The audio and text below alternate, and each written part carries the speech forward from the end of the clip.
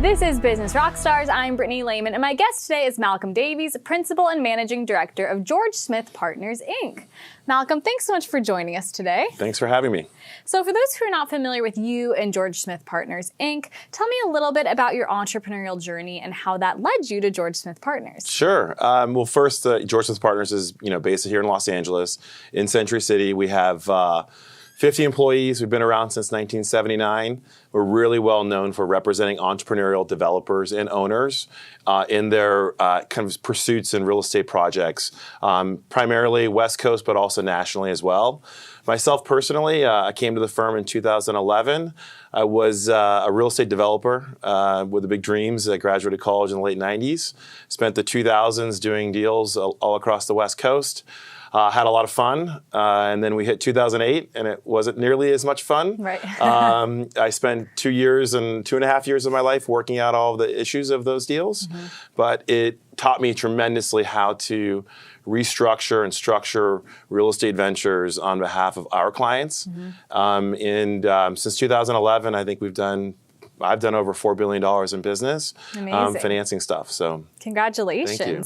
And what would you say has been the biggest challenge that you faced as an owner of the firm, and how do you kind of work around those challenges? Sure. So look, we're a firm that has about 50 people. Our competitors involve firms that are worth, that have thousands and thousands and thousands of employees. But I like to say we punch a bit bigger than our weight, meaning that we leverage more of our talent than I think maybe our competitors do. And in that sense, we're able to, I think, do things that others are surprised at. Being able to do, frankly, I think we did $3.5 billion as a firm last year. With only 50 employees, that's pretty successful from the perspective. So I think some of the challenges are making sure that we keep our independence. That is extremely important to myself and our partners, and then being able to make sure we can expand ourselves and market our firm so that more and more folks know about us. Frankly, we just opened an office in New York, so that's new for us. Congrats. And so we hope that that'll help us do some more business on the East Coast as well.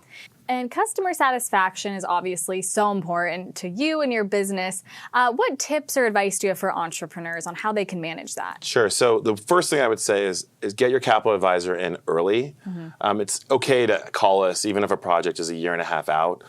Because reality is you want to know what your capital stack might look like in that decision-making of dollars you'll be spending over for the next 1.5 years.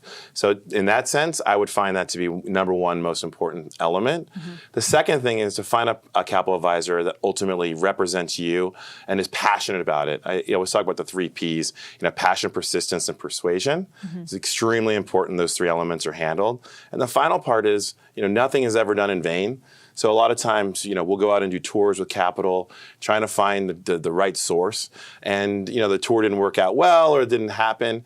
But that capital source ultimately became a lender or a capital provider for that client years in the future. So those are the 3 things I highly recommend to all of our clients. A lot of entrepreneurs, people who want to start, grow, or fund a business, kind of let that fear of failure get in the way of actually letting them start a business. Yeah. Did you ever have that fear of failure? And do you have any tips for workarounds on how you could kind of overcome the fear of failure? I think the first thing you have to realize about yourself is failure is okay. It took me a long time that, if something wasn't working out, it was okay. It puts you to a different direction. And that direction sends you to a different place where it might be better for you. But I definitely, had some issues where, restarting. I think after the recession, I think in 2009 and 10 or during the recession, I'd come up with all these different business ideas, and each one of them invariably failed. There were a lot of failures along the way here.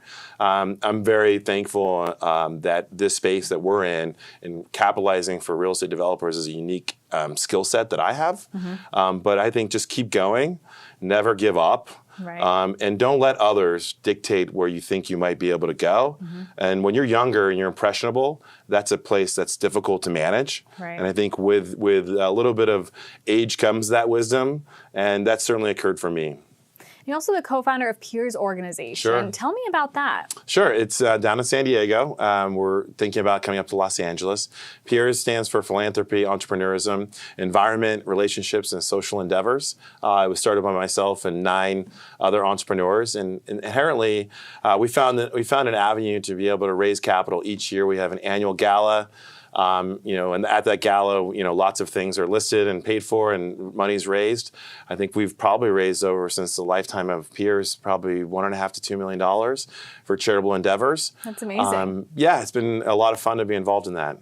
And how do you juggle peers and George Smith Partners? And do you believe in work-life balance, or do you think it's kind of one big myth? It's good. That's a great question. Yeah. I think it's really all together. Mm-hmm. Someone said to me when I was younger, you do what you love. Yeah. I never really understood what that meant, but you have to do what you love, and it has to be, I think, a part of your life today. I mean, everything is so mixed together, and the reality is, the phone is right next to me at all times. Right. I'm pretty aware of what's going on. Yeah. So I'm not even sure how many hours a day I work or how many hours a day I spend with my family or, with friends. Yeah. It's all together. And where can people learn more about George Smith Partners? Sure. You can come to our website, www.gspartners.com. You come visit us in Century City. We have half the 27th floor of right on Constellation Avenue of the Stars. So feel free to come stop by and say hello. And where do you see George Smith Partners in the next 5 years? Well, we just opened the office in New York, so we're extremely excited about that. It was a strategic decision to help us grow on the East Coast. I'm hopeful that we can have maybe a little more presence on the Southeast and the Northwest potentially. But I think what I'd like to see is us being able to be just considered the absolute leader representing entrepreneurs doing institutional level or type deals, in the world, and particularly in the U.S., because it's complicated. It's not simple, and a group like ours is great for that dynamic, and I just want to continue to make sure that message gets out there. Malcolm, it was such a pleasure to meet you. Thank you so much. Thank you, Brittany. Appreciate it. Thank you. This is Business Rockstars. That was my amazing guest, Malcolm Davies, Principal and Managing Director of George Smith Partners.